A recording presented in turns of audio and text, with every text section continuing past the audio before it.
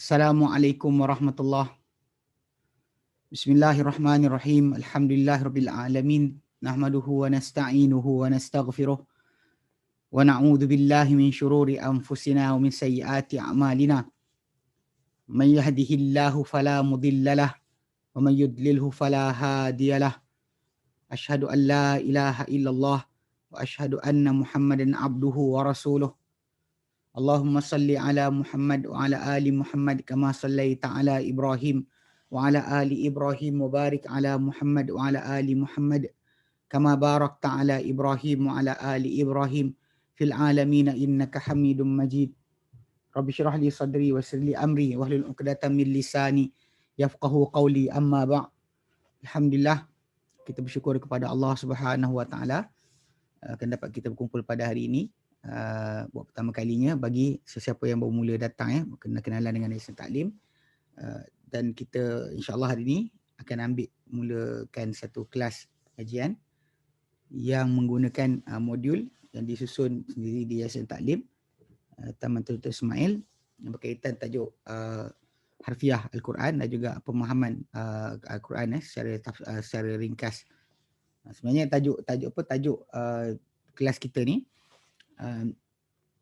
telah dibangunkan lama lah oleh Yayasan Taklim sendiri, dan dengan mengambil banyak sumber dan juga daripada banyak bentuk atau metodologi pengajian. Saya ingat dulu waktu permulaan saya masuk Yayasan Taklim dulu, memang pengasas Yayasan Taklim Tuan Haji Arif dan juga Puan Maznah Tanah Pelihara, mereka berdua memang sangat concern tentang tajuk ni. Sebab bila antara memula kelas yang dibuat, kita buat kelas pengajian baca Quran. Lepas pengajian baca Quran ni memang kita kata orang mula nak faham Quran, kita akan ajar untuk faham Quran. So pasal dia baca Quran saja, baca Quran bukan diturunkan untuk hanya dibaca, dan bahkan untuk difahami dan kemudian diamalkan. Ini tujuan Al-Quran. Al-Quran Karim diturunkan untuk kita tadabbur, untuk kita beringat dengan apa kandungan dia, maka untuk beramal dengan apa isi kandungannya, bukan hanya setakat untuk bacaan semata-mata. Mana banyak orang kadang-kadang belajar baca Quran tapi tak faham Quran, sangat rugi sebenarnya. Sebab balik pada asal dia macam kita perhatikan dalam hidup kita ni, kalau kita dapat surat lah daripada orang, surat tu penting sangat. Surat tu daripada, kalau kita zaman dulu kadang-kadang ustaz kami letakkan surat dikasih. Kasih kita bukan Malaysia, tapi hantar surat pada kita nak faham. So kita nak kena cari pengetahuan untuk mengetahui akan isi kandungan surat tersebut. Macam itulah sebenarnya yang sepatut ada pada kita, semangat untuk memahami Al-Quranul Karim, kerana tujuan sebenar Quran diturunkan untuk kita faham dan kita amalkan. Jadi waktu permulaan masuk ke Yayasan Taklim ni, macam saya kata tadi, keprihatinan tentang tajuk ni sangat ditekankan, dan saya ingat bila ada kursus-kursus pembelajaran Quran dengan segera 6 jam faham Quran daripada Indonesia, banyak modul-modul sedemikian. Jadi kami tenaga pengajar Yayasan Taklim akan dihantar untuk pergi belajar benda tersebut. Dan kemudian dalam pengajian-pengajian kita buat, kita dapatlah sampai satu kaedah atau satu himpunan kaedah yang daripada Hyderabad, India, yang mana diorang gunakan kaedah yang kita panggil memahami Quran dengan cara yang paling mudah. Dia ada video dia sekali. So dikaji kami di Yayasan Taklim dibuat kajian tentang perkara tersebut, dan mula dibentuk modul. Dan tuan-tuan ikuti insya-Allah pada kelas ini. Sebenarnya modul ni bukan modul barulah. Modul ni dah hampir kat 10 tahun dibentuk dan juga digarap. Sebab tu yang pada buku yang tuan-tuan perhatikan tu, dia 3 buah kan. Sekejap saya pergi balik.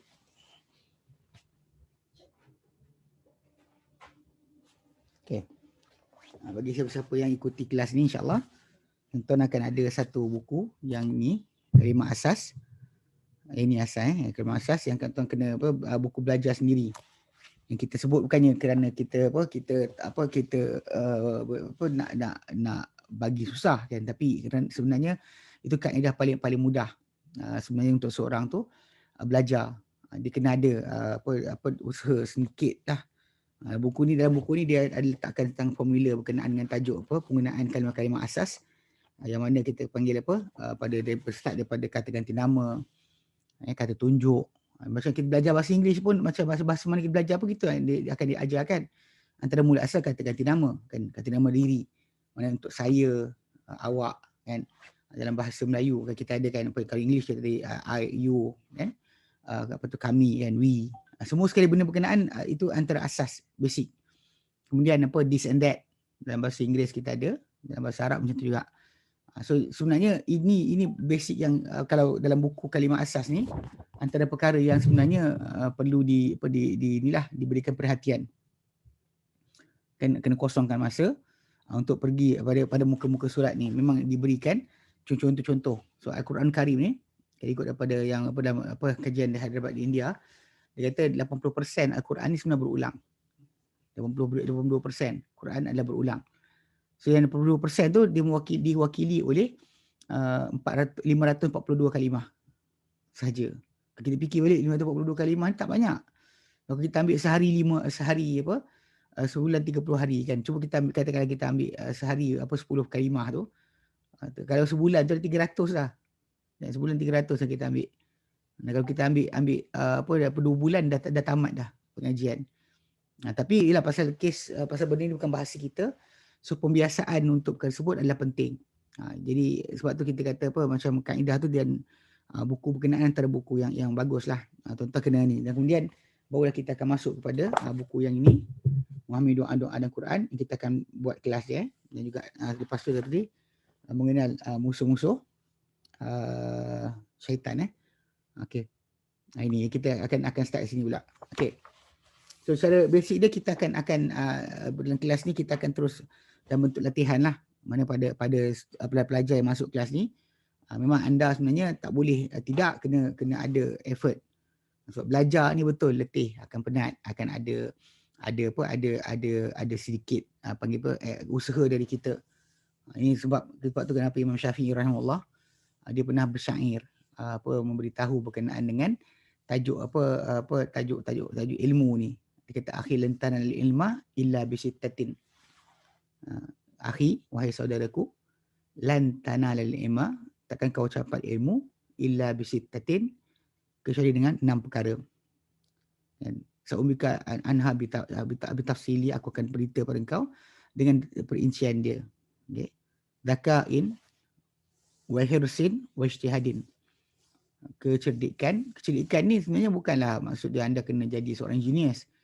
Anda boleh faham 1 campur 1, 2, itu cerdik lah. Cuma makan masa lah kerana kata orang tu dia macam jumlah hafalan. Itu setiap manusia ada kebolehan berbeza. Cuma setiap kita ni akan sampai. Cuma masalahnya lambat atau cepat. Lambat atau cepat kan. Dzakain wa hirsin, kesungguhan. Wa ijtihadin dan juga usaha. Kan dzakain wa hirsin wa ijtihadin, kecerdikan, ketamakan dan juga kesungguhan. Wa bulghatin bekalan.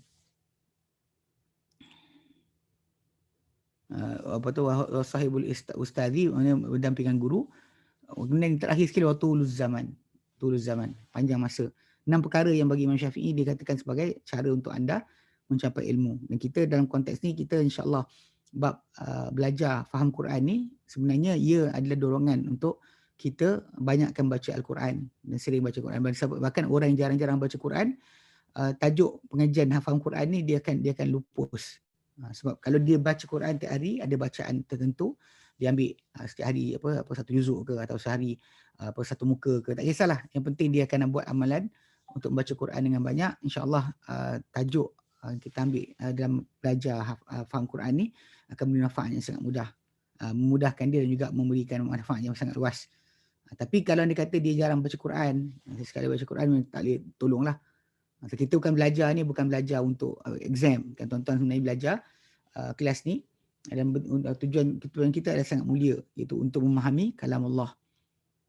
So jangan sekali-kali ada rasa jemu sepatutnya.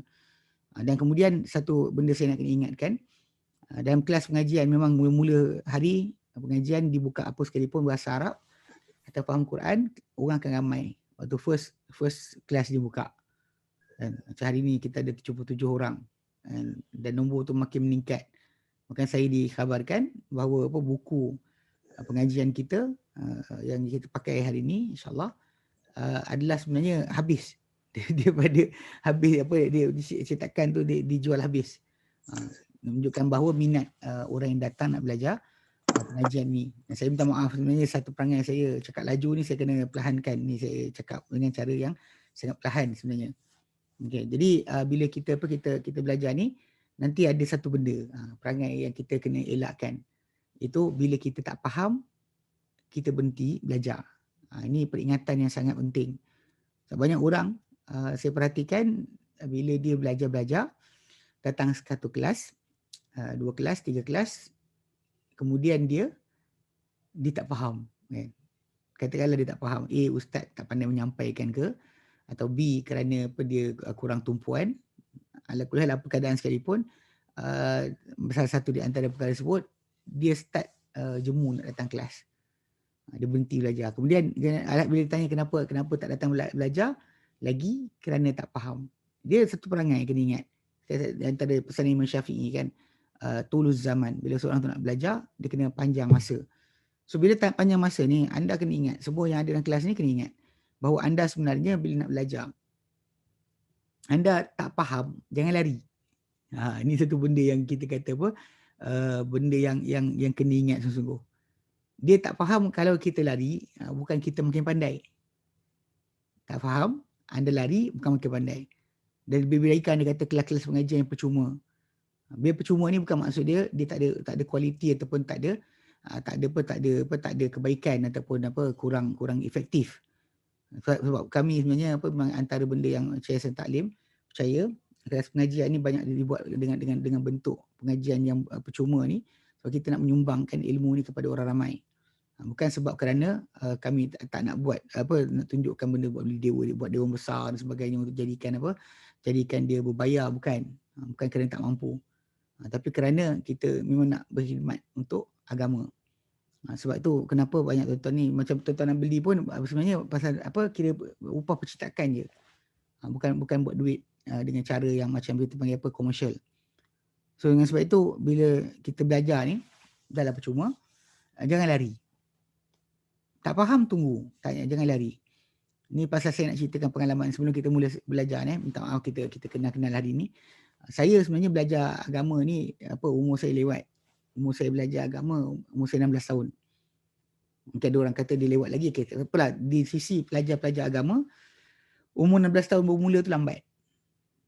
Ada orang belajar bahasa Arab ni punya asas start daripada tadika. Tadika lagi huwa, huma, hum, jalasa. So dia start dah dia punya kaedah-kaedah sorof. Kaedah-kaedah bahasa Arab tu dia start belajar. Di sekolah rendah. Saya lepas SRP baru start belajar bahasa Arab.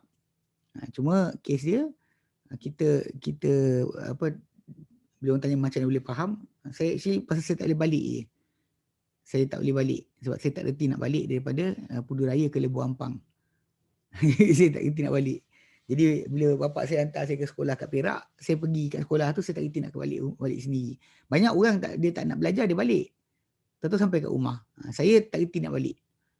Kalau keluarga saya hantar, tunggu keluarga saya ambil saya balik. Jadi in the end saya duduk jugalah kan belajar. Dekat Perak dulu. Sampailah bila ambil daripada peralihan aliran bahasa Arab peralihan 1 senawi 2 senawi. Saya ambil sampai senawi 2. Kemudian saya sambung ambil SPM. Okay. Kemudian bila kita belajar kan, waktu nak kata pandai sangat tak, tapi nombor 1 nombor 2 lah saya kat sekolah tu. Tapi kes mula belajar sebab tak boleh balik. Lepas tu bila saya pergi ke Sudan tahun 98 pun sama juga, sampai di Sudan saya tengok terkejut. Kalau kita belajar bahasa Arab, kita belajar kaedah dekat Malaysia. Belajar dalam kelas kan. Tapi kita belajarlah benda tak praktikal. Baca kitab boleh, buka kamus pandai, tapi bertutur tak reti, tak pernah gunakan. So sampai di Sudan, tengok orang Sudan bercakap sebagai Arab, kita tengok keadaan tu, kita terkejut. Jadi macam terpana. 2 minggu pertama saya sampai ke Sudan tu, saya ingat saya salah bidang dah. Saya kata ambillah duit abang ipar aku. Pasal saya pergi sana, abang ipar saya bagi duit. So saya kata macam, ambillah. Kan. Saya ingatkan apa, dah macam tak tahu nak buat apa. Tapi satu benda saya terbuat adalah saya tak lari. Itu je benda yang menyebabkan saya boleh terus belajar. Sampailah saya lepas tu sambung ke Yaman. Daripada Sudan pergi ke Yaman, dan terus duduk belajar di Yaman. Hampir dalam 10 tahun. Belajar tu sebab kita tak boleh lari. Tak boleh balik. So kita duduk diam belajar. Hari demi hari, kerana duduk tu maka akhirnya apa, Allah alam kan, kita duduk apa, dengar. Faham tu datang kemudian. Sebab tu harapan saya kepada siapa yang datang kelas ni, 80 orang ni, termasuk lah audiens yang ada sebagainya, mungkin 70 lebih. Saya harap kepada siapa yang datang belajar, tolong letakkan azam untuk kalau tak faham jangan lari. Tak faham tanya. Bukannya tak faham lari. Sebab anda takkan pandai bila anda tinggalkan kelas. Anda takkan pandai dengan tinggalkan kelas. Bahkan anda hanya boleh faham bila anda hadir kelas dan juga bertanya. Participate kan. Kalau tak faham, tanya. Itu satu benda yang kita buka. Dan zaman sekarang ni pun kadang kata malas nak bertanya sebagainya, boleh tulis tulisan. Kan tulis type dekat chat tu, tanya. So kita insyaAllah akan entertain. Kita akan layan apa yang kita termampu. Balik pada asal pasal ilmu ni, memang kita kata panggil apa, kunci dia adalah bertanya. So jangan segan, jangan malu. Kemudian apa yang macam inilah, tak faham jangan lari. Kadang-kadang betul kita masuk kelas ni, kadang dalam kelas kita ada ni, mungkin ada kawan-kawan kita yang faham cepat. Benda ni mungkin tak kelihatan dalam apa pengajian online ni. Pengajian kalau dalam kelas fizikal, kami akan nampak.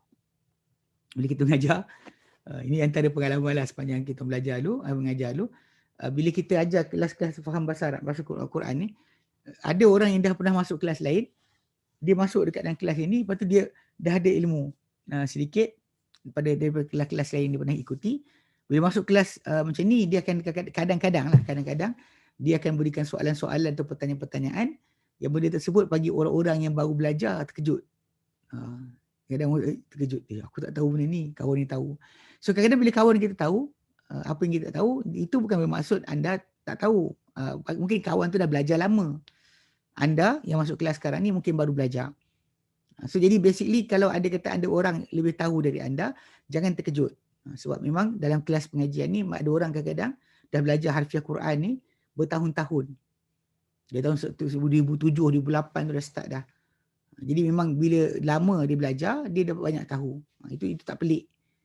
Dan bila kita orang lain lagi tahu banding kita, itu bukan bermaksud satu isyarat bahawa anda telah gagal, tak. Orang laju dari kita, mungkin sisi dia lebih pandai, macam kita bawa kereta di highway kan. Kelajuan tulis 110 km sejam kan. Kita bawa dengan 90 ke 80 sebab enjin kereta kita tak kuat. So bila kita bawa kelajuan macam tu, bila orang potong kita cepat dari kita, mungkin kita punya sisi kita 1.5 1900 cc, kawan tu sisi dia 2.5, so dia cepat mengatasi kita. Itu bukan isyarat untuk kita ke tepi. Maksud dia sampai ke tempat destinasi mungkin awal, tapi anda mungkin sampai tapi lewat, sampai atau tak sampai, siapa yang masuk ke highway tadi penghujung dia akan sampai destinasi yang sama. Cuma masalah sekarang ni, jangan lari. Sebab orang yang saya tengok dalam kelas-kelas pengajian biasanya akan tinggalkan kelas sebab kawan dia lagi faham. Saya tak tahu, dia tinggalkan kelas. Ini sangat salah. So anda semua kena ingat bahawa tujuan kita belajar ni, ini adalah tujuan sangat mulia, iaitu memahami kalam Tuhan kita, kalam Allah. So ini adalah risalah dari Allah Ta'ala kepada kita, Al-Quran, untuk kita baca, kita fahami dan kita amalkan. So kalau kita tidak ada semangat, tidak ada kesungguhan, benda ni akan menyebabkan kita akan cepat patah semangat dan kita akan berhenti kelas awal. Sebab kita kena faham tujuan kita belajar. Ini antara benda dan memang itulah kemudian antara lain yang saya nak ingatkan dalam pembelajaran kita ni, permulaan kita belajar ni, ikhlaskanlah niat. Sebab dalam konteks ni kita alhamdulillah matlamat pengajian kita ni kita dah jelas bahawa kita akan boleh ada perkara-perkara lain. Tujuan kita memahami kalam Allah dan memang kita kata nak dekat diri kepada Allah SWT dengan perkara ni. Memang sangat jelas. Kalau kita ambil ilmu lain mungkin kita akan adalah untuk ekonomi kita, untuk kita punya kedudukan taraf sosial kita dalam masyarakat dengan ilmu yang kita ada, dengan sijil yang kita ada. Tapi tuan-tuan masuk kelas ni dan puan-puan masuk kelas ni tujuan dia untuk faham Quran.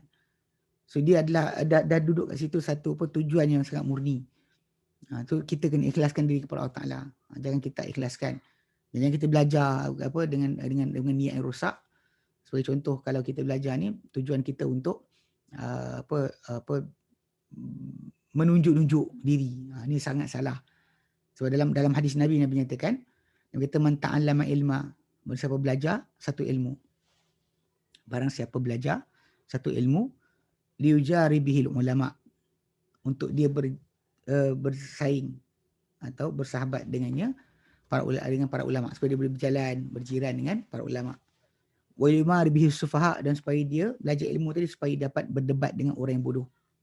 Mana barang siapa belajar satu ilmu untuk dia berteman dengan ilmu tadi, yang sebab ilmu tadi dengan ulama, ataupun dia nak belajar ilmu tadi dengan tujuan supaya dia boleh berdebat dengan ilmu tadi orang-orang yang bodoh. Dakhalan nar, dia akan masuk neraka. Dia akan masuk neraka. Ini adalah ancaman sangat berat kepada pembelajaran ilmu Islam ni, supaya kita ikhlaskan niat kita, jangan ada sedikit pun daripada kedudukan tadi. Keikhlasan sangat penting. Okay.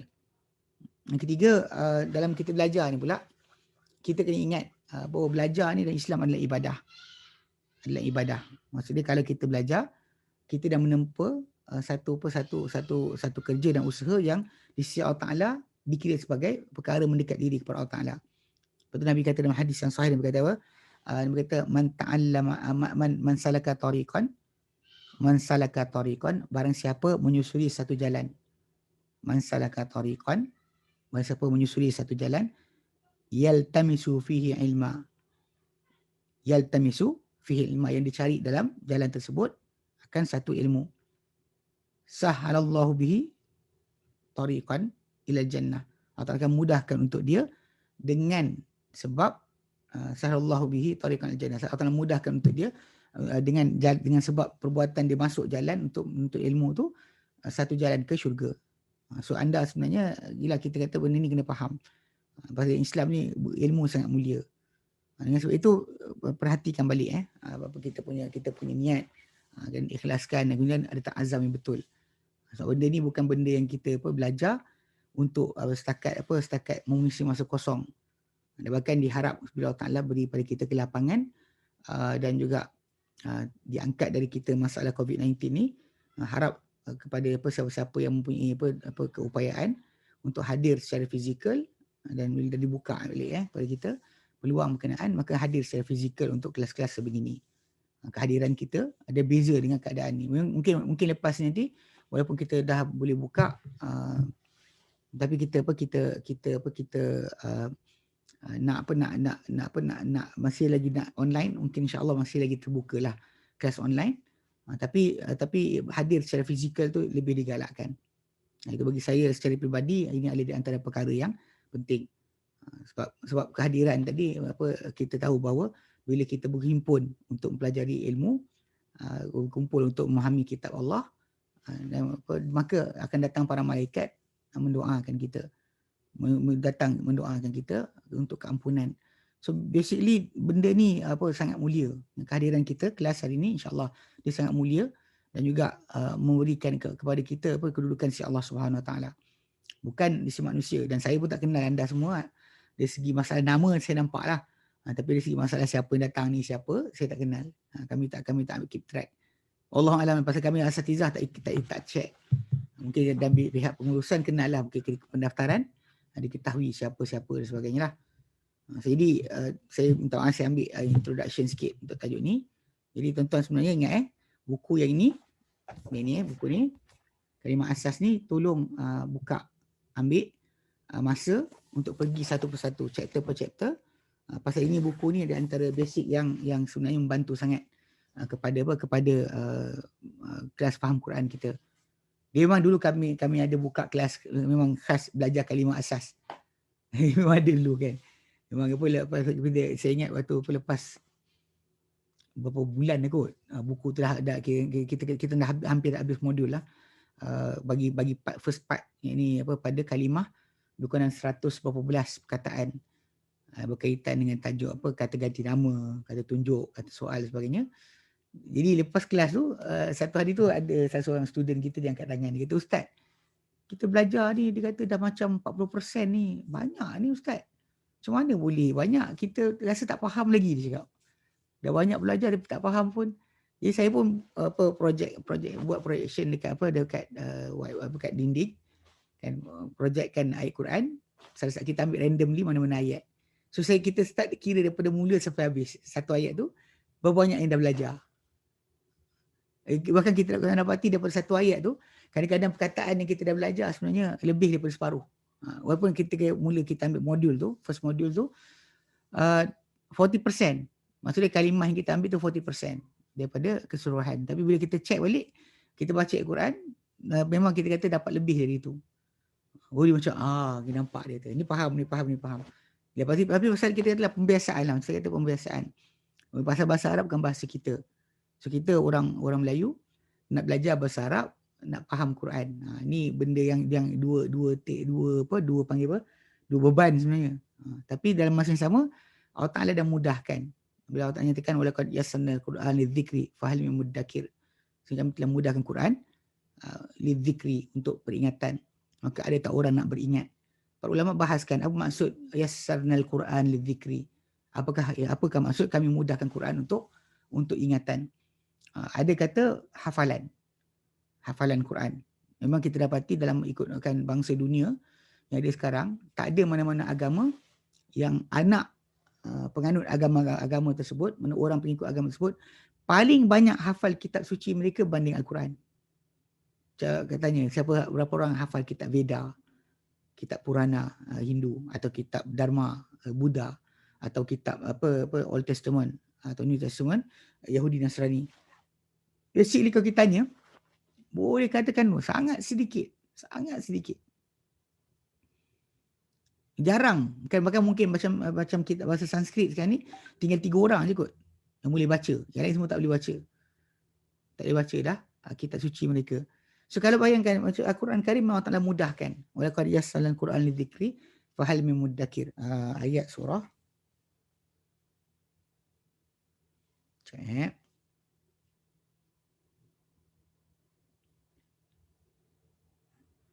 Okey, Allah Ta'ala ulang dalam surah Al-Qamar sebanyak 4 kali. 4 kali dalam surah Al-Qamar. Allah Ta'ala sebut dalam surah Al-Qamar ayat 17. Al-Qamar 17. Ayat 22. Ayat 32.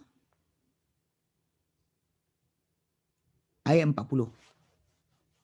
Surah Al-Qamar, Allah Ta'ala sebut, "Walaqad yassarnal Qur'an lidzikri fahal min muddakir." Saya nak fahamkan, kan kita kata bahasa Arab ni susah. Tapi dalam masa sama, kena faham. Bila berkaitan dengan Al-Quran, Allah Ta'ala disebut dah. Yang ini nak fahamkan ayat tersebut, Allah Ta'ala kata, "Walaqad," dan demi sungguhnya, "yassarnal Qur'an lidzikri." Yassarnal Qur'an, kami telah mudahkan Al-Quran, lidzikri, untuk ingatan.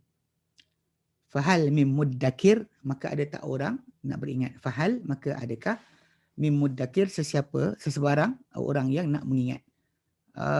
Basically bila kita buka tafsir, para ulama bahaskan apa maksud yassarnal Quran. Yassarnal Quran, yassara maksudnya mudahkan.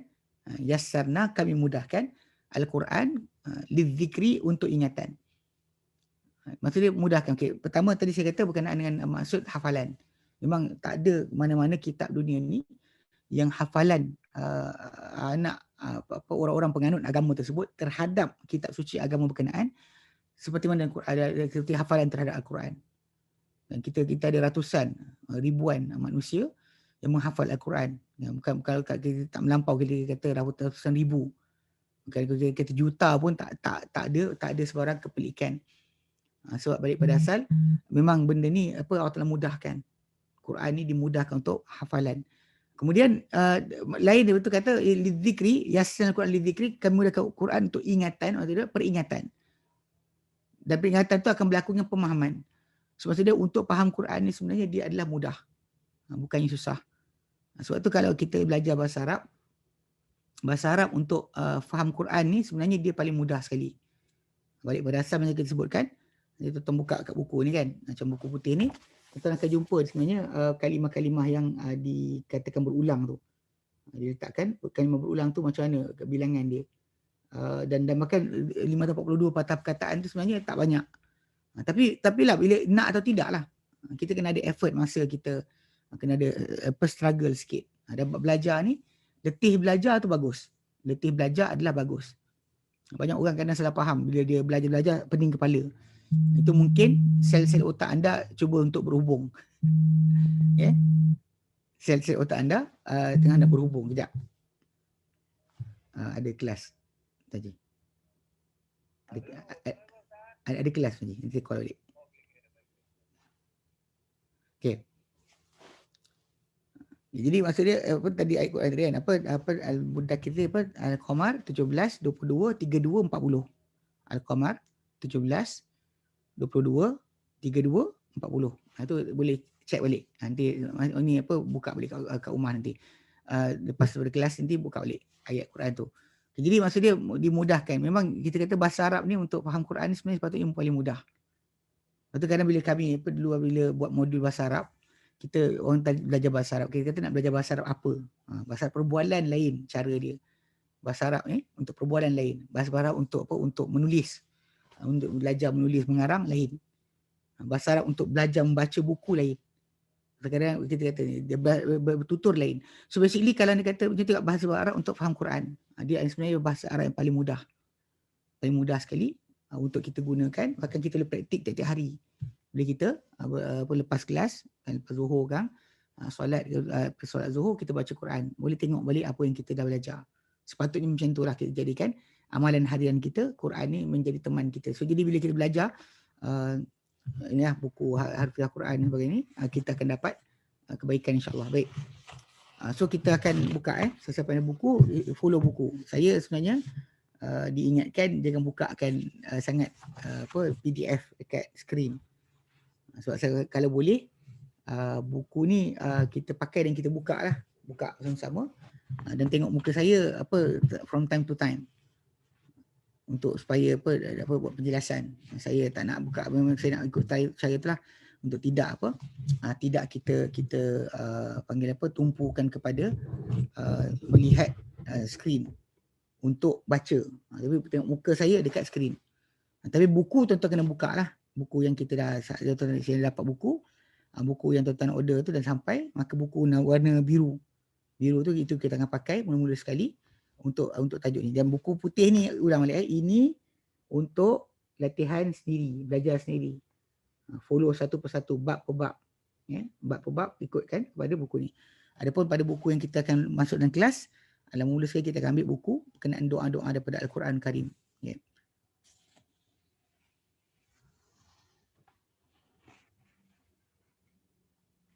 Okey. Dalam basic yang akan ada nanti kan, dalam buku ni kita akan mulakan insya-Allah start daripada muka surat yang ke-2 memahami makna-makna doa Quran. Cuma dekat awal tu dia ada berikan note sikit, nota sikit.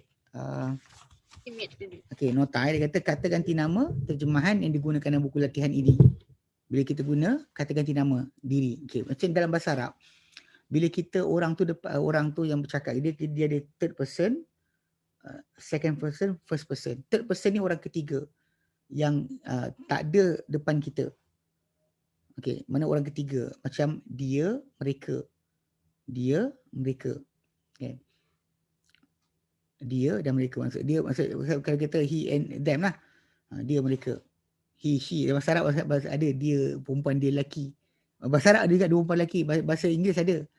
Tapi kalau bahasa Arab bukan setakat lelaki perempuan tu, kepada dia, mereka saja kan. Dia lelaki, mereka lelaki lain, mereka perempuan lain. Dia, mereka. Kemudian orang depan kita anta, antum. Kau, anta, anti atau antum. Kemudian orang yang bercakap ana, nahnu. Okay, so dia kata kat sini penjelasan ini adalah bagi menghilangkan kesamaran makna perkataan tersebut disebabkan berlainan daerah penggunaan dengan maksud dan beza dari segi bilangan akan menyebabkan penggunaan kata guna pakai berlainan dalam buku terjemahan. Buku terjemahan dia akan kena berbeza. Baca kita kadang-kadang Al-Quran Karim datang kamu. Kamu kadang-kadang digunakan sebenarnya kamu dalam bahasa Arab. Tadi kum tu kamu juga, tapi kamu tu ramai. Ka seorang tapi kum ramai. Tapi kadang kita gunakan kum kan. Waladhi khalaqalakum, dia menciptakan kamu. Sebenarnya kamu semua. Dia ada ada istilah macam kalian. So dalam konteks terjemahan akan berbeza-beza sikit lah, kita akan perhati situ. Okay. Dia kata untuk menghilangkan kekeliruan dijelaskan di bawah ini maksud menggunakan maksud yang digunakan buku latihan ini dalam terjemahan perkata, tetapi dalam terjemahan makna ayat keseluruhan buku ini masih mengikut apa yang lazim dalam buku-buku terjemahan Al-Quran lah yang biasa, kerana di sana terdapat di sana yang mengkira kebiasaan dan kesedapan penggunaan bahasa. Macam tadi lah, macam saya kata kamu semua dengan kamu. Wallazi khalaqalakum, huwa dialah allazi yang khalaqalakum menciptakan untuk kamu. Kita guna untuk kamu, kita tak gunakan untuk kamu semua atau untuk kalian. Walaupun sudut penggunaan yang sebetulnya kita gunakan kalian. Tapi dah biasa guna wallazi khalaqalakum, dia ciptakan untuk kamu. Kan? Walaupun gunakan kum tu kena faham. Nanti kat sini kita akan ada sikit, kadang-kadang kita akan tekankan. Okay. Dia kata contoh macam engkau makna seorang sebenarnya. Engkau berdua, kamu berdua lah. Kamu semua, kau semua, kalian, kalian, mu bermaksud ramai, lebih daripada dua. Dia actually akan ada macam tu, perbezaan satu, dua dan ramai.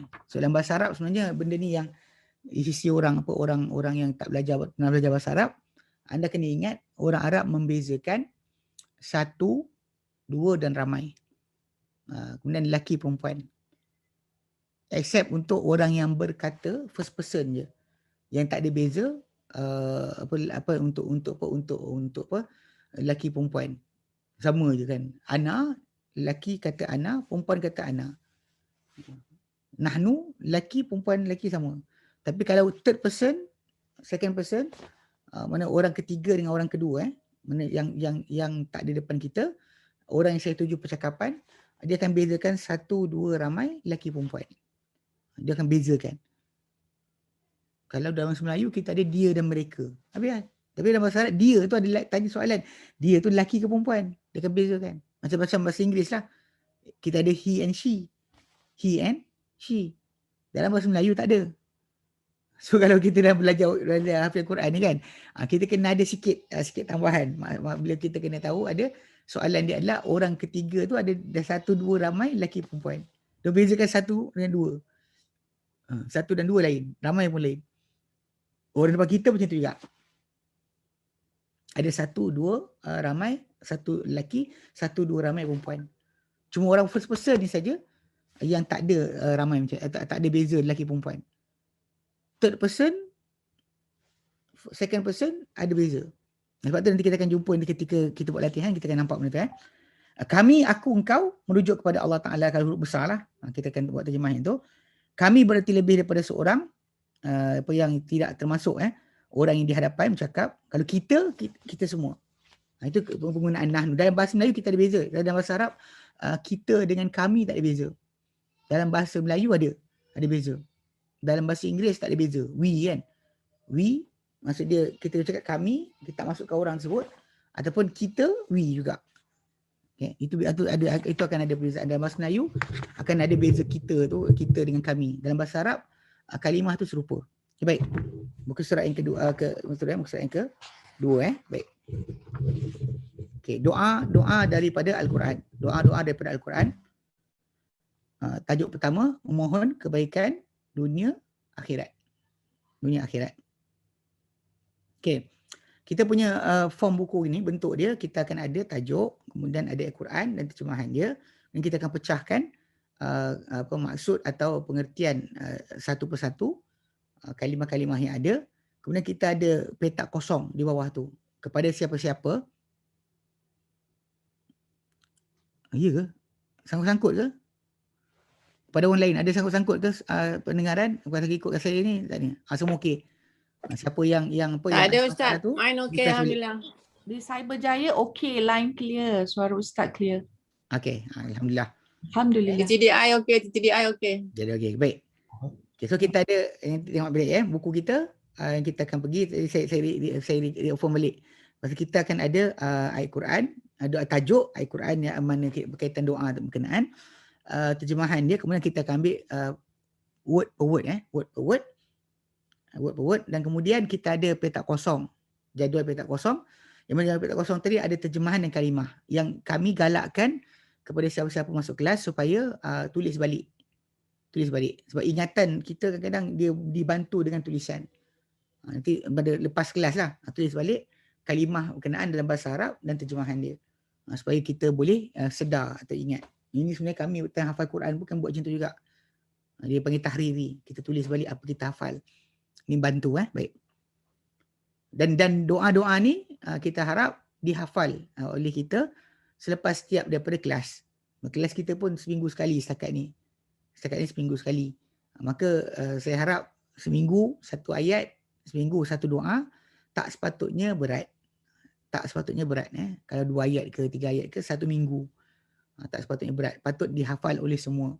Terutama doa-doa ni tadi ada doa yang sebenarnya kita mencontohi doa-doa yang Allah Ta'ala ceritakan dalam Quran Karim. Doa orang beriman dan permintaan mereka. Sebenarnya dalam Quran banyak doa yang bukan orang beriman pun ada. Doa ahli neraka pun ada sebenarnya. Doa ahli neraka pun ada juga. Tapi dalam bahasa yang sama yang kita ambil sebenarnya doa orang-orang yang beriman yang bermanfaat doa ni untuk diri kita. Okey. Kena faham doa-doa ni ada doa para malaikat, ada doa daripada para anbiya, ada doa yang Allah ceritakan berkenaan orang beriman berdoa macam mana. Yang kita ambil ni adalah doa untuk amalan kita lah.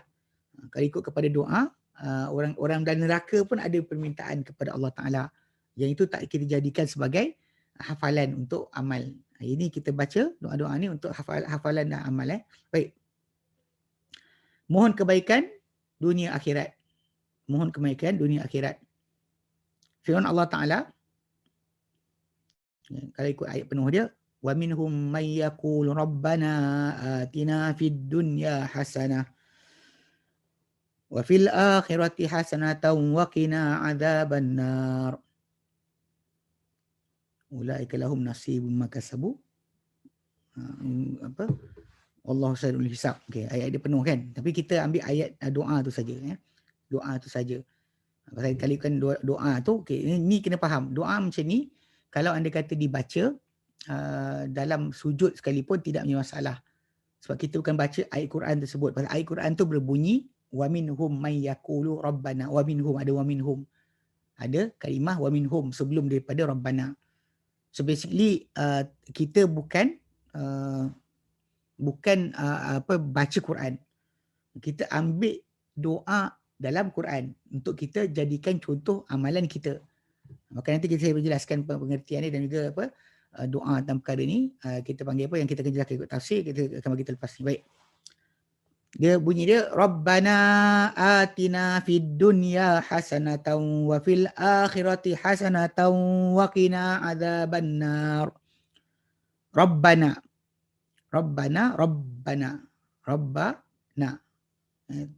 Wahai Tuhan, kami.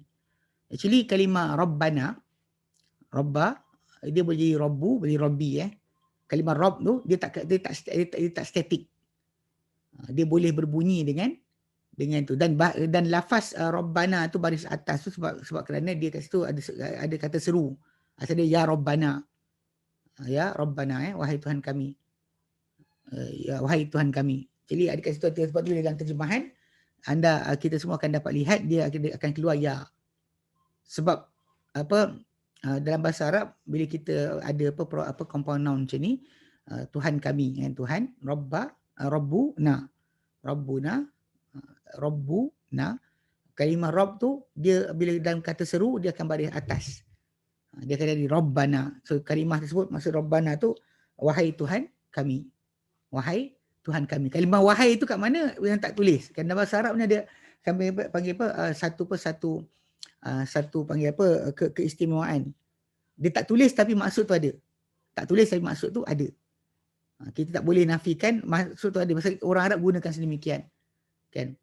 Kalimah mereka gunakan walaupun tidak tulis tapi maksud tu wujud. Contoh macam bila kita kata apa? Radhiyallahu anhum, atau kita kata sallallahu alaihi wasallam, sallallahu alaihi wasallam. Kita sebut kalimah rahimahullah pada orang kan. Telah merahmati dia Allah Taala, atau radhiyallahu anhu, telah redha terhadap dia. Itu doa kita sebenarnya.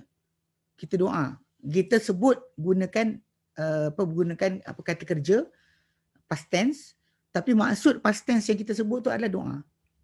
Itu unik dalam bahasa Arab. Mana kita tak perlu kata ya Allah sekian, tak ada, tak payah sebut ya Allah.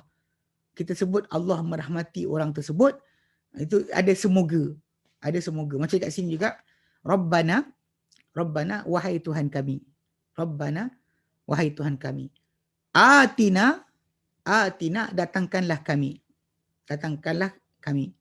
Rabbana atina. Na kat belakang tu, itu yang kita panggil na kami Dia kalau dalam bentuk macam nak faham dalam bahasa Melayu tak nampak. Kan? Dia tak nampak. Okey, pasal kat situ kan dua-dua tu kan pada kalimah Rabbana atina, na dua-dua tu adalah na yang sama. Kan? Dalam bahasa Melayu wahai Tuhan kami, nampak kami itu jugalah. Kalau kita tengok dalam bahasa Inggeris, dia kan tukar. Kalau kalimah tu we kan. Dalam kalimah yang Rabbana, wahai Tuhan kami tu kan. Dia bunyi our Lord, our Lord. Kan? Atina, berikanlah kami, datangkanlah kami. Kami kedua tu akan bahasa Inggeris akan jadi us, give us. Give us. Kalau kita bahasa Melayu, kita kami tu macam itulah rupa, duduk mana pun serupa je. Okay, dalam bahasa Arab, bila kataan kami tu, we kami, kita, dia just like that, tanpa bercantum dengan apa-apa, dia rupa dia nahnu. Rupa dia adalah nahnu. Nahnu. Ana, saya, nahnu, kami. Okey. Faham Okay. Tapi bila bercantum dengan kalimah, tak kira kata nama ke, kita compoundkan dengan kata nama ke atau kata kerja ke, dia tidak lagi berupa dengan nahnu. Kita akan bunyi macam Rabbun nahnu, Rabban nahnu, ati nahnu. Tak ini. Nahnu tak pakai kat situ. Macam we kan. Lepas tu dalam bahasa Inggeris, kalau kita terjemah bahasa Inggeris, kita nampak. Oh our Lord, give us. Oh our Lord, give us. Our dengan us. Wahai Tuhan kami, berikanlah kami. Dalam bahasa Melayu sama. Tak ada beza. Kami, we. Kami, us. Kami, our. Serupa je. Tapi dalam bahasa Arab, dia dua je. Alhamdulillah, dia tak ada banyak sangat. Dia cuma nahnu atau na. So, na tu adalah kami. Kami atau kita kami atau kita. Tapi kat sini jadi kami lah. Okey, pasal kita jadikan Allah Ta'ala tidak dalam bersama kita. Maksudnya kita kata wahai Tuhan kami. Kita minta pada Allah Ta'ala. Allah termasuk dalam tu. Okey. Rabbana atina, datangkanlah kami, berikanlah kami fid dunya. Fid dunya, di dalam dunia ini. Berikanlah kami di dalam dunia hasanatan, kebaikan. Hasanatan, kebaikan.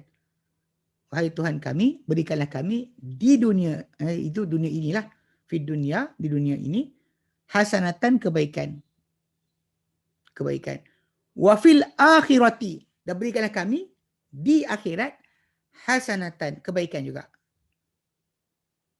Kebaikan juga Dia macam kalau kita terbalikkan pun boleh, kita macam kalau kita gunakan kalimah, kita Rabbana atina hasanatan fid dunya wa hasanatan fil akhirah. Maka kalau kita kata hasanatan tu awal pun boleh. Tapi dalam bahasa Arab bila kita panggil apa, bila letakkan macam ni, jar majrur tu, huruf jar, kata sendi dan juga di dunia, di akhirat. Di dunia, di akhirat tu diletakkan di hadapan, dia menjadi maksud dengan pengkhususan. Berikanlah kami segala kebaikan itu di dunia dan segala kebaikan di hari akhirat. Itu maksud dia perbezaan bila gunakan. Dalam bahasa Melayu kita gunakan tak nampak emphasize. Dalam bahasa Arab dia ada emphasize. Bila kita kedepankan, kebelakangkan kedudukan. Macam saya kata, Zaidun fil baiti Zaidun. Zaidun fil baiti. Zaid dalam rumah. Atau dalam rumah Zaid. Dia ada beza maksud. Macam kita baca iyyaka na'budu wa iyyaka nasta'in kan. Na'buduka dengan apa? Iyyaka na'budu. Na'buduka kami sembah engkau atau hanya engkau kami sembah. Hanya engkau kami sembah. Ada beza. Dalam cara pertuturan bahasa Arab dia ada beza. Jadi bila kata Rabbana atina fid dunya hasanatan. Wahai Tuhan kami, berikanlah kami di dunia kebaikan. Wa fil akhirati, dan di akhirat hasanatan, kebaikan juga. Kebaikan juga. Wakina, dan lindungilah kami. Qi itu adalah kata kerja, perintah. Asal dia waqa, yaqi, wiqayatan. Yang bermaksud dengan lindung. Qi itu maksud lindung. Qi je. Qi, lindung. Okay, qi, lindunglah. Hai engkau, ya Allah, lindunglah. Lindunglah engkau, ya Allah. Na kami. Masih lagi macam tadi lah. Na tu kan, na satu, ada tiga kan. Dekat situ ada na, Rabbana, atina dengan kina. So na ni kena faham. Bila nampak na di akhir kalimah-kalimah Al-Quran tu, na yang kita panggil apa? Majority dia untuk maksud kami. Majority unless dia part of the word lah. Jika tidak, dia sebenarnya di-compound, digabungkan dengan kata kerja kat sini. Wakina, dan lindunglah kami azaban nar, azab neraka. Jadi kat situ ada kalimah Rabbana, wahai Tuhan kami, atina, berikanlah kami fid dunya, di dunia, hasanatan, kebaikan. Wa fil akhirati, di akhirat, hasanatan, kebaikan juga. Wakina, dan lindunglah kami, peliharalah kami azaban nar, daripada azab neraka. Okey. Doa ni kan sebenarnya kalau ikutkan kepada ayat Quran, kalau kita buka dalam surah Al-Baqarah, ayat ni datang sebenarnya di akhir tajuk atau sebelum akhir tajuk haji. Okay. Dalam surah Al-Baqarah, kalau kita buka segmen-segmen dia, dia sebenarnya surah Al-Baqarah ni panjang, 286 ayat. Tapi sebenarnya dia ada segmen-segmen dia. Kalau kita belajar, perhatikan betul-betul, dia ada pecahan-pecahan yang tertentu. Yang kalau kita follow pecahan tadi, kita boleh hafal dengan mudah sebenarnya. Tapi kerana kita tak ikut flow dia kan, kita tak nampak. Kita nampak dengan cara random je. Sebenarnya tak. Sebab kalau kita baca Al-Baqarah, dia punya isi kandungan dia ada, panggil apa, ada dua je. Dua isi kandungan. Dia ada dua isi besar.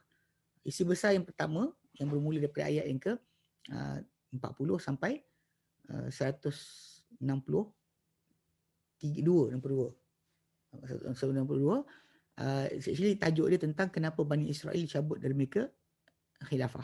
Kenapa Allah Ta'ala bagi pada Bani Israel Nabi-Nabi yang banyak, one day tiba-tiba Allah Ta'ala hentikan. Kenapa? So jawapan tu kalau siapa nak tahu, buka Al-Baqarah, start daripada ayat ke-40 sampailah 162, dia akan nampak. Ada cerita dia. Kemudian start daripada 163 sampai ayat ke sampai ayat ke 282, 283 surah Al-Baqarah, dia sebenarnya berkaitan dengan tajuk apa yang umat Islam ni kena buat sebagai khalifah di muka bumi. Diorang adalah khilafah yang gagal, Bani Israel tadi, kita khilafah yang Allah Ta'ala perintahkan. Okay, dalam pecahan, kalau surah Al-Baqarah kita perhatikan, yang 193 sampai 177, dan dia berikan gambaran awal, hak Allah Ta'ala sebagai Tuhan, menentukan apa dia nak. Kemudian ada rumusan berkenaan kebaikan. Daripada sudut akidah, berkenaan dengan amal, infak harta, ibadat dan sebagainya lah. Kemudian start daripada ayat ke 178, dah mula ada segmen untuk kita umat Islam, kena perhatikan betul-betul. Kalau kita buka 178, surah Al-Baqarah, pasal nak bincang ayat yang kita ambil ni. Okay, 178 surah Al-Baqarah, dia akan mula masuk tentang tajuk 178-179 tentang tajuk masalah kisos. Mana balas bunuh kepada orang yang membunuh. 180-182 tajuk wasiat. 180-182 tajuk wasiat. Kemudian 183 sampai 187 puasa.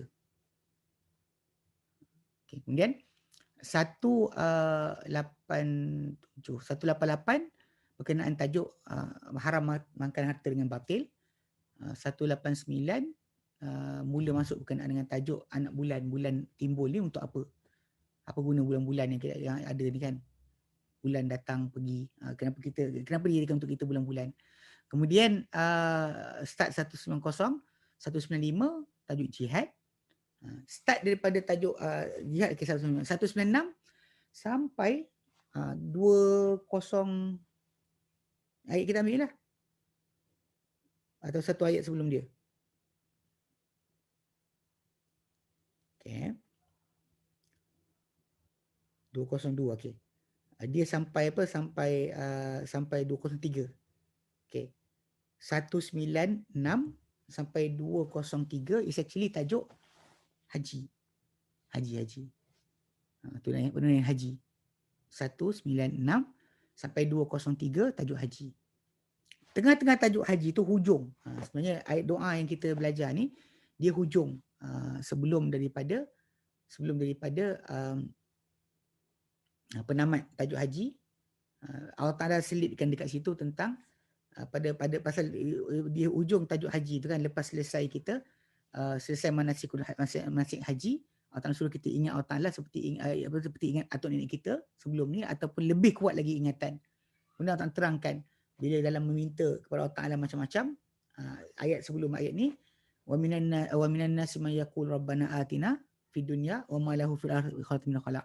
Ada kalangan manusia yang berkata, wahai Tuhan berikan kami di dunia, tapi mereka di hari akhirat tidak ada sebarang habuan. Dan di kalangan mereka juga manusia ni ada yang berkata, ini doa yang kita belajar.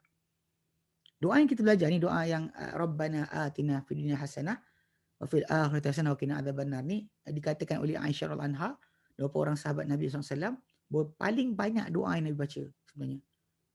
Doa ni adalah doa yang paling banyak dibaca oleh Nabi SAW. Bahkan doa ni adalah doa yang Nabi sarankan kepada para sahabat untuk amalkan.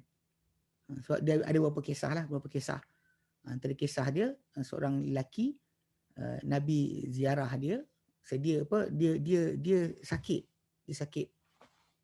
sakit kemudian dan seorang Muslim. Kemudian bila dia sakit, dia tidak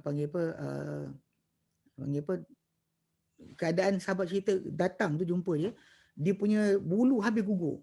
Bulu badan dia habis gugur. Gugur habis bulu badan dia. So bila bulu badan dia habis gugur, macam dia kata macam anak burung. So Nabi SAW bila nampak sahabat berkenaan, Nabi kata dengan dia, barangkali engkau katakan sesuatu. Engkau ada doa sesuatu ke? Nabi tanya. Kau ada cakap sesuatu benda ke? Dia kata ada. Dia kata aku ada berkata, ya Rasulullah, ya Allah, kalau aku ada sebarang dosa yang kena hukum di dunia, okay, maka di hari akhirat habiskanlah di dunia. Kalau aku ada sebarang dosa yang kena hukum di akhirat, habiskanlah di dunia. Kan? Nabi kata engkau takkan mampu akan perkara berkenaan. Nabi kata kenapa kau tak minta ampun? Dan surah Nabi kata kenapa kau tak kata Rabbana atina fid dunya hasanah wa fil akhirati hasanah adzabannar. Maksudnya Nabi suruh doa ini Nabi suruh diamalkan. Ini antara doa yang kita panggil apa, sepatutnya kita jadikan amalan harian kita macam Nabi SAW sendiri. Sebab manusia ni bila dia minta kepada Allah Ta'ala kebaikan dunia, kebaikan akhirat dan lindung dari api neraka, apa benda lagi dia nak sebenarnya? Cuma problem dekat sini, bila kita minta kebaikan dunia, kebaikan akhirat, kebaikan dunia tu utamanya lah yang kita nampak. Akhirat tu satu benda je kebaikan dia. Tak ada yang lain kecuali kepada syurga Allah Ta'ala. Tapi kebaikan akhirat, kebaikan dunia, dia datang dalam bentuk yang berbagai. Dalam bentuk berbagai. Kadang-kadang benda yang kita minta tu pada mata kasar kita tak elok. Tapi di syurga Ta'ala ia adalah elok. Macam kegagalan hidup kita kan. Maksudnya kita punya kerja ke, hatta perceraian, hatta panggil apa, kematian, hatta kesakitan, semua sekali. Sebab Allah Ta'ala Tuhan yang maha bijaksana, maha mengetahui, maha luas pengetahuan, tidak ada benda Allah Ta'ala buat pada kita kecuali dengan hikmah dan juga kebijaksanaan. Bahkan ada ketepatan dekat situ. Yang mana kita sebenarnya takkan tahu kenapa Allah Ta'ala buat kecuali lepas dah timbul akan hasil dia ujung. Kita lepas kita tahu sebab, baru kita kata patut Allah tak bagi hari tu. Patut Allah tak bagi hari tu. Benda ni kita aplikasi dalam hidup kita, boleh kata kebaikan akhirat tadi. Pasal benda kita nampak baik pada mata kasar kita, tapi di sisi Allah Ta'ala tak baik. Itu kena faham. Lepas tu bila kita minta doa ni, kita kena pasrah dengan pilihan Allah Ta'ala bagi kita. Allah tak pernah tolak doa kita. Tapi cara dibagi tu tak sama macam kita nak. Saya ingat tu ada kot, saya pernah cerita. Kisah makcik dengan tapai. Dengar makcik tapai?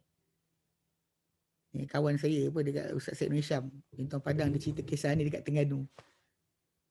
Ikut saya tanya dia, saya kata kisah betul, dia kata kisah betul. Kisah benar. Bukan kisah rekaan lah. Bukan kisah kita reka-reka nak bagi orang takut atau suka, tak.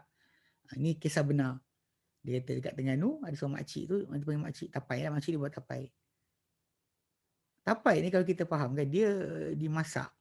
Kan bila kita masak pulut ke ataupun apa, ubi tu, kita masak benda tu, memang masak dah. Lepas tu kita letak ragi. Kan? Kita biarkan the fermentation berlaku, yang mana kulat tu akan uraikan karbohidrat tu jadi gula. Jadi manis. So actually basically kalau kita kata makan tapai ni sebenarnya untuk jadi manisan. Untuk manisan. Bukan untuk mabuk. Tapi ya ada orang tunggu sampai mabuk dia minum. Cuma nak fahamkan asal penggunaan atau tapai ni, dia asal mula dia adalah untuk tajuk kita panggil apa? Manisan. So dari cerita makcik ni, dia buat tapai. Kawan saya kata, ni nak faham kebaikan dunia. Yang kita kadang-kadang nak cara kita, tapi Allah Ta'ala nak cara lain. Okay, dia kata sini, dia kata dia makcik ni, dia seorang yang jaga solat. Jaga solat, memang ibadat dia kuat, bagus.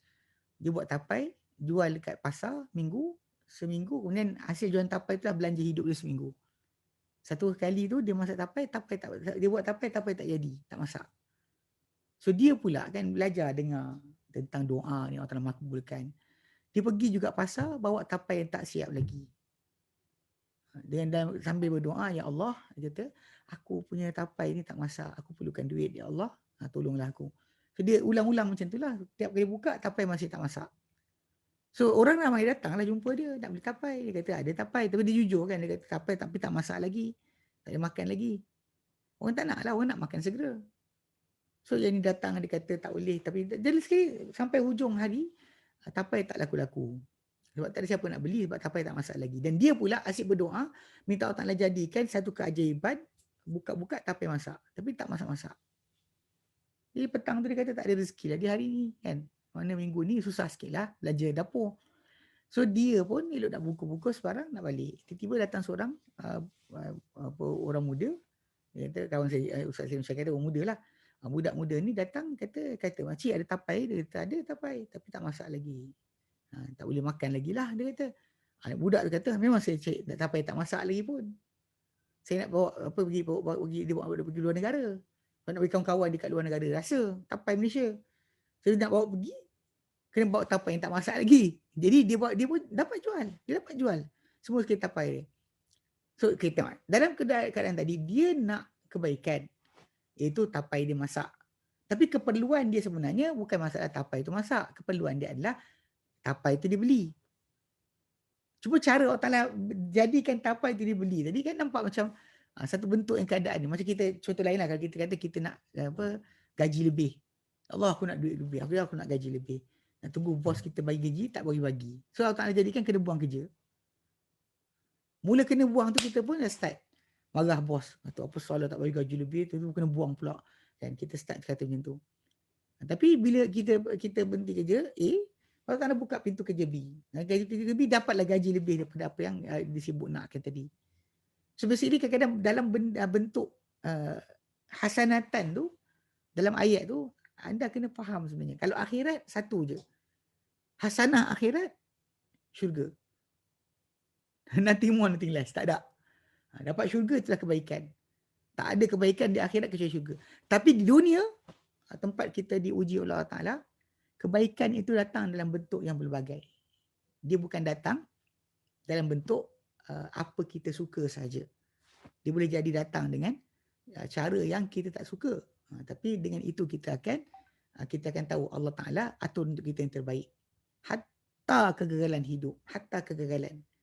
Gagal dalam hidup, gagal dalam kerjaya, gagal dalam perkahwinan, gagal daripada masa kekeluargaan ke. Semua sekali itu ada sebab musabab Allah Ta'ala susun untuk kita. Dengan doa Rabbana atina fid dunya hasanatan wa fil akhirati hasanatan wa qina adzabannar. Wahai Tuhan kami, berikanlah kami, datangkanlah kepada kami kebaikan dunia. Kebaikan dunia dan kebaikan di akhirat kebaikan, dan lindunglah kami daripada api azab neraka. Itu tak ada sebarang kebaikan lebih baik daripada itu. Dan kalau kita buka ketika tafsir Ibn Katsir, ketika ayat ni ditafsirkan, memang ada salah seorang sahabat Nabi SAW, riwayat datang dia jumpa dengan para tabi'in, anak murid dia. So dia orang bila datang anak murid dia kata, doalah untuk kami. Dia pun angkat tangan, Rabbana atina fid dunya hasanah wa fil akhirati hasanah wa qina adzabannar. Kemudian bila nak balik, dia orang minta dia doa kali kedua, dia pun angkat tangan, Rabbana atina fid dunya hasanah wa fil akhirati hasanah wa qina adzabannar. Jadi orang punya mukanya macam berubah. Lalu dia kata, kalau kamu semua diberikan kebaikan dunia diberikan, kebaikan akhirat, lindung daripada api neraka, kamu nak apa lagi? Sebab kadang-kadang kita kena jaga-jaga sikit. Pasal doa ni, sebab kata paling banyak Nabi amalkan. Tapi kena ingat dalam doa ni tadi, untuk akhirat, semua sekali kebaikan kembali kepada keselamatan syurga. Tak ada lebih baik dari itu. Tak ada tajuk hikmah masuk neraka, tak ada. Hikmah masuk neraka tak ada. Dia sebut terus syurga je. Keampunan Allah Ta'ala sana. Adapun di dunia, itu keadaan yang sangat berbeza. Benda kita minta kebaikan, tapi mungkin diberikan dengan bentuk rupa yang kita tak faham. Tapi kita mungkin puji benda tersebut lepas satu masa nanti. Bila kita selamat dengan sebab benda berkenaan. Dengan sebab benda itu terjadi, kita terselamat. Dengan sebab jadi kita dapat baiki diri kita, kita kenal baik dan buruk. Semua sekali, benda itu akhirnya kita akan puji aturan Allah Ta'ala bagi kita, hatta kegagalan dalam perkara-perkara yang kita lakukan. Hatta kegagalan. Tapi tidak berhenti untuk kita minta kepada Allah Ta'ala akan kebaikan tersebut. Bahkan bila kena pada kita musibah atau benda yang kita tak nak, kita patut berdoa macam doa yang Ummu Salamah hafal daripada Abu Salamah yang dikata pada bila balik rumah, isteri tanya apa Nabi ajar. Dia kata Nabi ajar, Allahumma ajirni fi musibati wa khulufni khairan minha. Ya Allah, ajurni ya Allah, ganjarankanlah aku, berilah pahala untuk aku fi musibati, pada musibahku ini, wa khulufni khairan minha, dan gantikanlah aku lebih baik daripadanya. So maksudnya kita kena ada macam tu, kita dengan Allah Ta'ala. Maksudnya kita redha dan kita minta kepada Allah Ta'ala kebaikan di sebalik apa yang berlaku. So kebaikan ini pada dunia ni ada bentuk yang sangat luas. Kebaikan akhirat hanya satu. Kebaikan dunia tak dapat pun adalah kebaikan. Gagal pun adalah kebaikan. So Allah Ta'ala tahu apa yang tidak, apa patut apa tidak. Sebab kita dunia ni tempat ujian. Tempat untuk kita diuji. Mungkin kita rasakan suatu benda tu baik untuk kita, tapi Allah Ta'ala ia tidak baik. Tapi kita ada benda yang kita mungkin rasakan ia tak baik, tapi dia adalah baik. Macam kita tengok dalam surah Al-Baqarah ayat 216 kan. Bila Allah Ta'ala kata apa? Kutiba alaikumul qital wa huwa kurhul lakum. Kutiba, difardukan, alaikumul qital, ke atas kalian peperangan. Wa huwa, sedangkan peperangan itu kurhul lakum, dibenci di sisi kalian. Tapi wa asa an takrahu syai'a, bimbang kamu tak suka satu perkara, wa huwa khairul lakum, tapi perkara itu baik untuk kalian. Wa asa an tuhibbu syai'a, bimbang kamu suka satu perkara, wa huwa syarrul lakum, tapi ia buruk untuk kalian. Wallahu ya'lamu wa antum la ta'lamun. Allah tahu, kalian tidak tahu. Allah tahu, kalian tidak tahu. Itu benda yang kita panggil apa? Kedudukan pentingnya doa ni dan luasnya pengertian dia. Nampak macam tu, tapi kena jaga sikit. Kadang-kadang ada orang yang tak faham kenapa kita kebaikan dunia ni macam mana. Kebaikan akhirat hanya satu. Itu syurga, keampunan sebagainya. Itu tak ada second part. Tak ada masuk neraka, baik tak ada. Okay. Adapun di dunia, tidak. Susah, senang, sedih, gembira, pusingan hidup kita, hasanatan tu sangat luas. Hasanah dunia sangat luas. Kalau kita tak faham maksud tu, kita mungkin akan gagal lah. Kita akan silap sikit. Macam doa-doa tak dapat apa. Macam kita sekarang doa kan, untuk diangkat daripada kita COVID-19 ni punya bencana, peribahkan penyakit ni. Kita angkat, setiap hari kita doa, minta Allah Ta'ala lepaskan. Tapi Allah Ta'ala bagi tangguh lagi.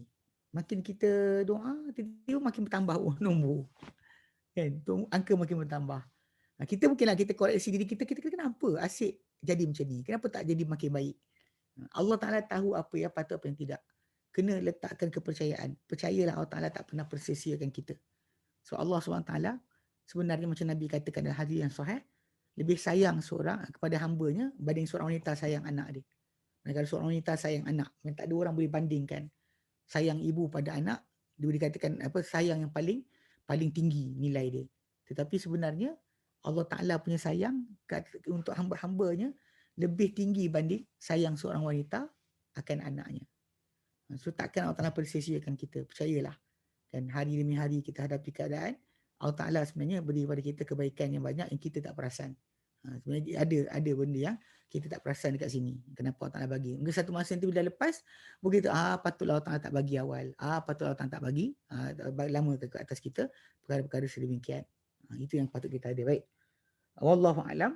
So kita ada lagi berapa minit, kita nak buka untuk soalan kot. Saya tengok chat dulu Kalau anda kata ada kat situ benda yang patut, saya tengok situ dulu sebelum layan yang lain. Baik. Malaikat buku kalimah asas dekat situ. Tapi sekarang buku tu out of stock. Tadi baru saya tengok 6 perkara untuk capai ilmu. Okay, baik. Terima kasih akan tuliskan. Harap Ustaz, okay. Terima kasih juga yang buat note. Komar. Okay. Yang sangkut tadi bukan kita. Anda seorang. Okay, baik. Ada soalan tak? Sementara sebelum kita ni. Masa kita ambil tak banyak sangat. Cuma hari ni ingat na. Saya nak ni kan kata ganti nama na tu, dia macam as atau our. As atau our. Dia macam kalau bahasa Melayu tak boleh beza. Sama je. Dalam bahasa Arab dia ada nahnu, iaitu as. Tapi yang dalam we, lepas tu ada as atau our. Kalau bahasa Melayu tak ada beza. Bahasa Arab dia ada beza. Nahnu atau na. Na tu yang dalam tu ada 3. Na semuanya kami. Semuanya maksud dia kami. Okay. Baik. Soalan, Ustaz, orang Yahudi ini benci Islam kerana mereka mahu Nabi daripada golongan diorang. Tapi Allah Ta'ala lantik Arab kan. Yang Kristian pula apa pula punyanya. Maaf kalau salah tanya. Tak salah tanya. Sebenarnya orang Yahudi Nasrani ini mereka satu agama. Hatta Isa AS, dia beramal dengan ajaran Musa. Diorang satu buku sebenarnya, satu keluarga. Tak ada beza. Sebab tu bila kita sebut Bani Israel tu merangkumi Yahudi Nasrani. Disebut Bani Israel, dia merangkumi Yahudi Nasrani. Sebab sampai Nabi Isa AS, dialah Nabi terakhir Bani Israel. Isa AS adalah Nabi terakhir Bani Israel.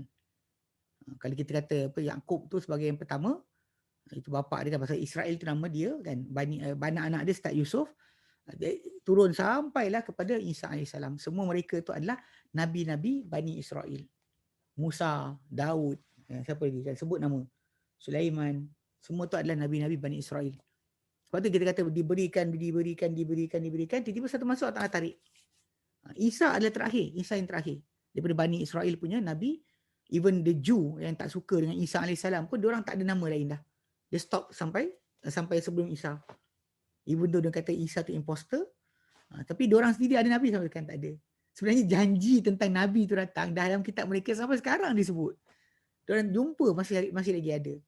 Tapi diorang tak ada jawapan siapakah Nabi berkenaan. Sebab Muhammad datang dah. Lepas tu kalau kita lihat orang Yahudi dahulu, ada berapa kabilah. Ada 4 yang terkenal 4 kabilah. Bani Quraizah, Bani Qainuqa, Bani Mustalik dengan Bani Nadir. Bani Nadir. Yang mana mereka ni adalah Yahudi yang tinggal di keliling Madinah.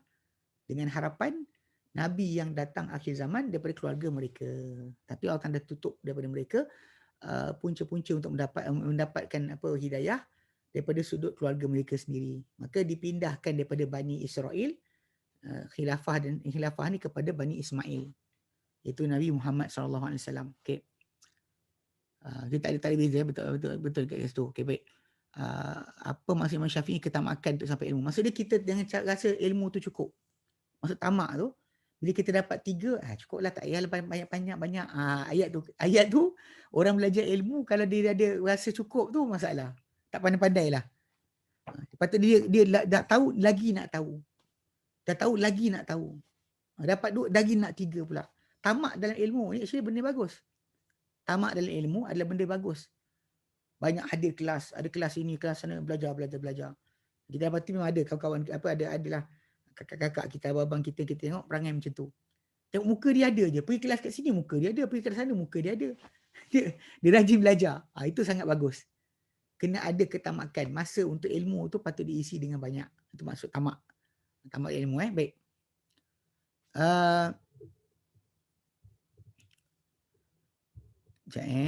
Okey, tamat ilmu. Bagaimana nak cara untuk tonton semula rakaman dekat YouTube insya-Allah. Atina ni dia punya root word dia daripada atayuti. Sebab tu saya terjemahkan, saya sebut datangkanlah kepada kami. Okey. Kalimah asal dia atayati. 3 word. Atayati. Lepas tu bila atayuti, ati kan, ati dia jadi apa, dia 4 letter datangkanlah kepada kami. Ati, na kami. Na kami. Daripada atayuti. Atayuti. Datangkanlah kepada kami. Datangkanlah kepada kami maksud dia. Bukan datang, datang saja atayati. Atayuti. Datangkan, mendatangkan. So itu maksud dia, okey. So Ustaz boleh jelaskan macam mana nak gunakan buku latihan kalimah asas ni? Okey, baik. Buku kalimah asas ni, okay, kalau perhatikan daripada awal dia punya bentuk dia ni, okey. Macam muka surat yang ketiga. Saya buka yang ketiga tengok. Surat ketiga ni sumber rujukan, tunjukkan buku ni kan. Kan dekat situ ada sebutkan contoh macam apa 21 apa 30% ni berulangan kalimah tu. Hum, min, Allah, ma, in, inna, la, fi, qala kan, ala, alladhi kana. Yang kita kata buku ni Okey, bila kita buka buku ni, contoh macam ni, yang permulaan ni kita tunjukkan berkenaan dengan isim. Okay, isim ni dia adalah kata nama atau kata ganti nama. Kata nama lebih tepat. Kita guna kat sini kata nama. Okey. Kata nama ni kat sini ada Allah, Rabb, Ilah, Ayah, kemudian Quran, Kitab, Rasul, Hak. Okey. Itu kata nama. Kemudian kata ganti nama Ustaz 3 tu kata ganti nama. Okey, dalam 3 daripada 1 sampai 3 tu apa yang disebut kat situ tu cuba dibayangkan kepada orang yang baca buku Quran ni. Dekat situ kenalkan kepada kata nama dulu. Kata nama. Bukan kata kerja, kata nama. Dalam bahasa Melayu kalau dalam bahasa Inggeris dia noun dengan pronoun, noun dengan pronoun. So you have to kenal pada Quran tu dia ada kata nama dan kata ganti nama. So bila kita tunjukkan contoh tu kan, contoh kalimah Allah, Rabb, Ilah, Ayah dengan semua sampai apa kepada unsur kedua tu Quran, Kitab, Rasul, Hak, itu sebenarnya nak kenalkan kepada yang membaca tu tentang dia punya kata nama. Sebab tu dekat bawah tu sebenarnya lebih kepada kaedah. Macam nama baris 2, tanda kita nak kenal alif lam. Tanda kita nak kenal kali perkataan tersebut adalah kata nama, ada alif lam, ada baris 2. Lepas tu kita sebutkanlah berkaitan dengan perkara-perkara asas berkaitan kata nama ni. Tentang dia ni sama ada definite or indefinite. Ada alif lam, tak ada alif lam kan? Kita bincangkan. Okay. Kemudian muka surat 3 tu dia terus masuk kepada kata ganti nama. Yang huwa hum, ana nahnu, anta, antum, hiya hunna. Kan? Yang kita kata huwa hum, third person, anta, antum, ana nahnu. At least hafal dulu. Kan? Huwa hum, dia mereka, anta, antum, kamu semua, ana nahnu, saya kami. Itu yang kena faham dulu. Huwa hum, anta, antum, ana nahnu. At least yang kalau kita ambil hiya hunna tu boleh jugalah, tapi perempuan feminin dalam Quran Karim ni tak banyak. Hunna tak banyak. Hum paling banyak lah. Hum paling banyak. Hum tu boleh bunyi dengan him. Him dengan hum tu sama aja.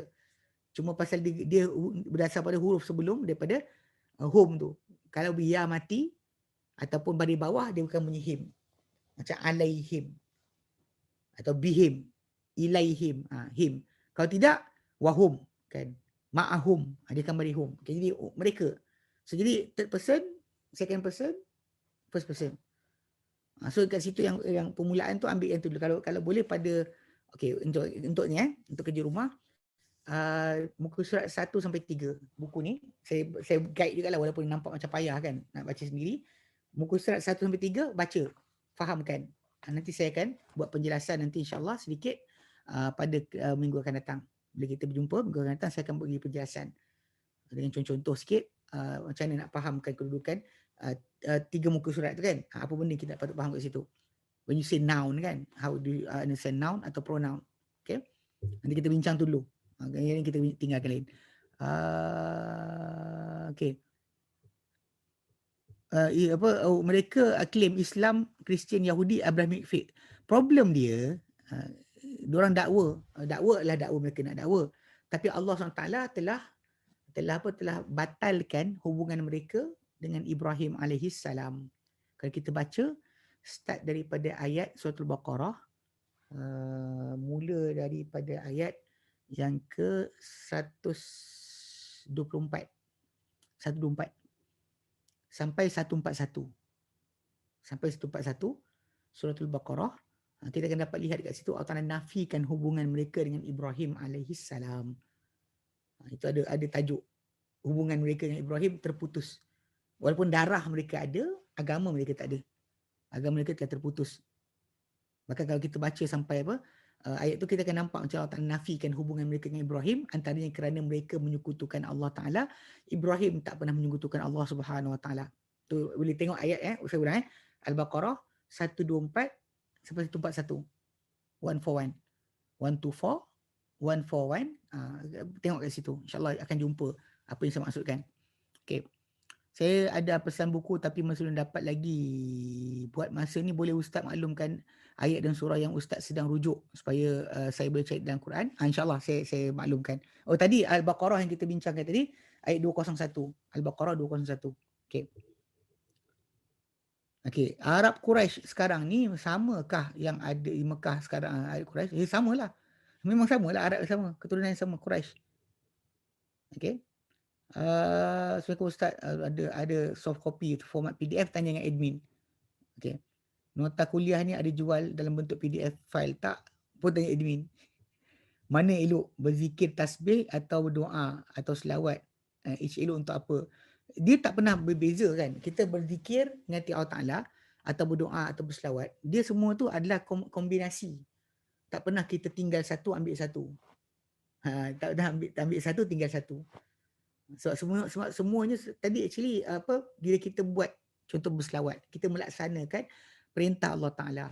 Kita bertasbih muji Allah Ta'ala, ingat dia. Lepas tu dengan bertasbih Allah Ta'ala tu dia ada bentuk dalam doa.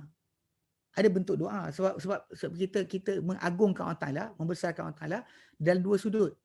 Sudut ibadat dalam kita tasbih, takbir dan sebagainya, atau sudut permintaan rayuan kepada Allah Ta'ala pun ibadat juga. Dia bukan benda tu ni, pasal berasingan pada keadaan kita. Benda yang kita kena sentiasa buat seperti selawat dan juga tu kita amalkan tanpa waktu. Adapun doa, kita berdoa bila kita ada keperluan. Keperluan bagi perkara tertentu. Adapun pada tu ada doa-doa yang umum yang kita kena amal macam Rabbana atina fid dunya hasanah wa fil akhirati hasanah wa qina adzabannar adalah doa yang patut diamalkan setiap hari. Sebab ini doa yang Nabi sentiasa amalkan. Okey, baik.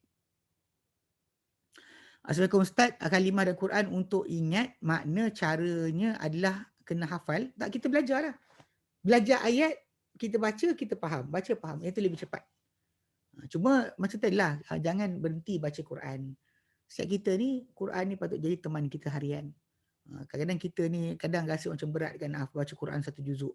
Cuba buat satu disiplin. Lepas setiap solat, baca 4 muka. Ini 2 line. 2 line. Two paper lah.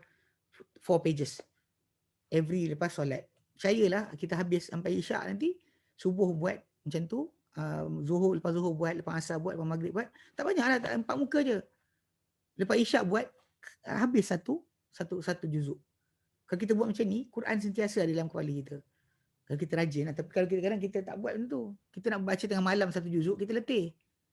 Lepas saya kata kalau boleh buat, setiap kali lepas solat, ambil 4 muka surat. 4 muka surat. Sebab kebetulan, Resam Osmani kita ada sekarang ni, cetakan yang Saudi tu, dia letakkan dalam untuk 1 juzuk 20 muka. 10 line lebih kurang. So kalau kita baca macam tu, insya-Allah kita akan dapat. dengan pecahan yang betul. Supaya mudahkan sikit. Baik. Wallahu a'lam. Kita berhenti sini. InsyaAllah nanti kita sambung di depan. Ingat buku yang ini tolong baca muka surat 1 sampai 3. Semua kena baca. Nanti saya akan buat penjelasan sikit tentang noun, pronoun dan sebagainya. Nanti kita terangkan sikit supaya orang ternampak gambaran dan Quran macam mana. Lepas tu tapi dalam masa yang sama, lepas tu kena doa yang kita baca hari ni tolong hafal. Tolong hafal doa hari ni tolong hafal. Nak suruh semua sekali apa refresh depan saya payahlah. Kan tasmik. Tapi semua hafal doa ni Jadi insya-Allah nanti kita akan jumpa minggu depan pada masa yang sama insya-Allah. Wallahu a'lam. Wa sallallahu ala sayyidina Muhammad wa sallam alhamdulillahirabbil alamin. Subhanallah anta astaghfiruka wa atubu ilaik. Assalamualaikum warahmatullahi wabarakatuh.